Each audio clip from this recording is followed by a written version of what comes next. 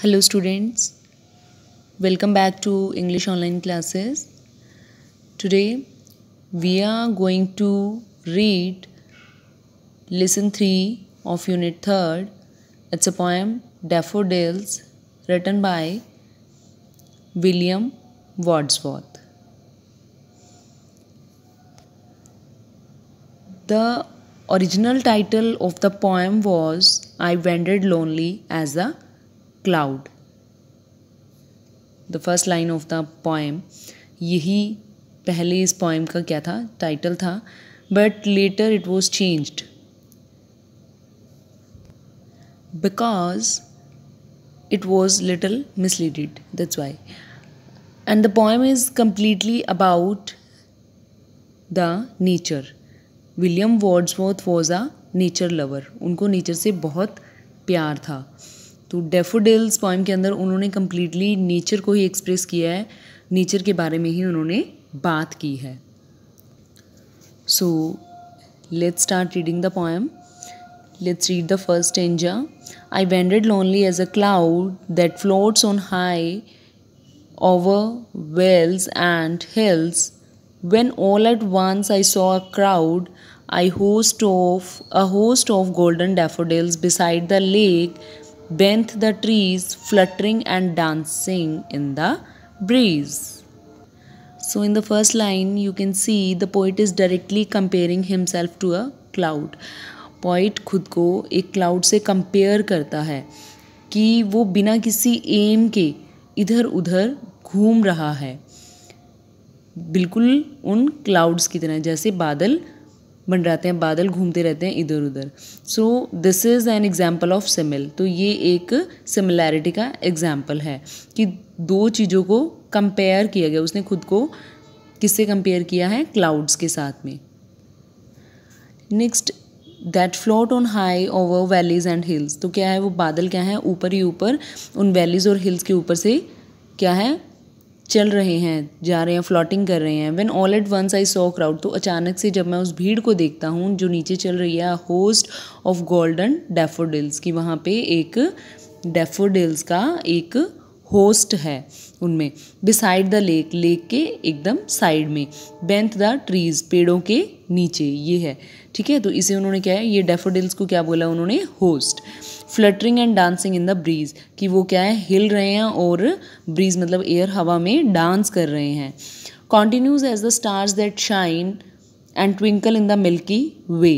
Continues as the stars that shine, और उनकी तरह जैसे कि स्टार्स शाइन करते हैं continuously, and twinkle in the milky way, और ट्विंकलिंग मतलब चमकते हैं. They stretched in never ending line, और वो खुद को ड्रैग कर रहे हैं, स्ट्रेच कर रहे हैं एक ना ख़त्म होने वाली लाइन में.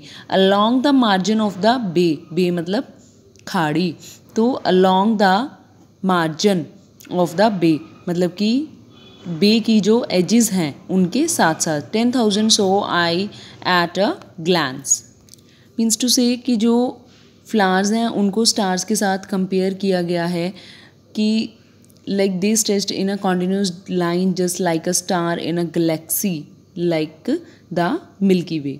सो more over the daffodils were shining. तो क्या है, डैफोडिल्स हैं वो क्या है, शाइन कर रहे हैं और ट्विंकल कर रहे हैं जैसे स्टार्स करते हैं. So this comparison with the stars may have a greater implication in indicating that the flowers are heavenly as the stars. तो ये क्या इंडिकेट करता है? ये इंडिकेट करता है कि जो फ्लावर्स हैं वो क्या है, वो भी एक तरीके से जैसे स्टार्स हेवन में है, स्वर्ग में है, वैसे ही जो फ्लावर्स हैं, हमारी जो अर्थ है वो भी एक हेवन है, और फ्लावर्स भी उन स्टार्स की तरह यहाँ पे क्या है, शाइन कर रहे हैं.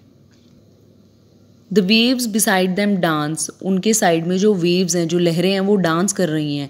But they outdid the sparkling waves in glee. A poet could not but be gay in such a jocund company. So the waves in the bay were dancing. जो बे के अंदर waves हैं वो क्या है, dance कर रही हैं. And looking very gleeful at the atmosphere, और वहाँ पे बहुत ही जॉयफुल लग रही हैं. Understood. But the flowers outshone the lively waves in their happiness. तो जो फ्लावर्स हैं उनकी जो लाइवली वेव्स हैं वो अपनी ही खुशी एक अलग से दिखा रही हैं. Having such a cheerful companion like daffodils, a poet like Wordsworth cannot help being happy. So he was gazing constantly at the flowers and enjoying their beauty. तो जो poet है वो क्या है, constantly उन flowers को देख रहा है, उस beauty को enjoy कर रहा है. So continuously poet क्या है, उन flowers को देखता रहता है और आसपास उसकी सराउंडिंग में क्या है, उन सब चीज़ों को वो भूल जाता है. For of when on my couch I lie, अक्सर जब मैं अपने सोफ़े के ऊपर बैठता हूँ, इन वैकेंट और इन पेंसिव मूड, अपने खाली टाइम में या मैं बहुत ज़्यादा सैड होता हूँ उस टाइम पे जब मैं वहाँ बैठता हूँ, दे फ्लैश अपॉन दैट इनवर्ड आई, तो वो मेरी आँखों के सामने बार बार आते हैं. Which is the bless of solitude, जो कि मेरे अकेलेपन में मेरी खुशी का कारण बनते हैं. And then my heart with pleasure fills, तो मेरा दिल फिर से खुशियों के साथ भर जाता है, मैं खुश हो जाता हूँ. माई हार्ट फिल्स विद प्लेजर, तो मैं बहुत खुश हो जाता हूँ. And dances with the daffodils, और उन डैफोडिल्स के साथ में डांस करना शुरू कर देता हूँ. So this shows the poet's intense feelings. The poet has been able to depict the landscape and express his mind, कि उसके माइंड में अभी प्रेजेंटली क्या चल रहा है. He is actually a nature lover. So I hope you have understood the poem well. Okay, so sending you the bookwork of this poem. Okay, complete your bookwork. Thank you.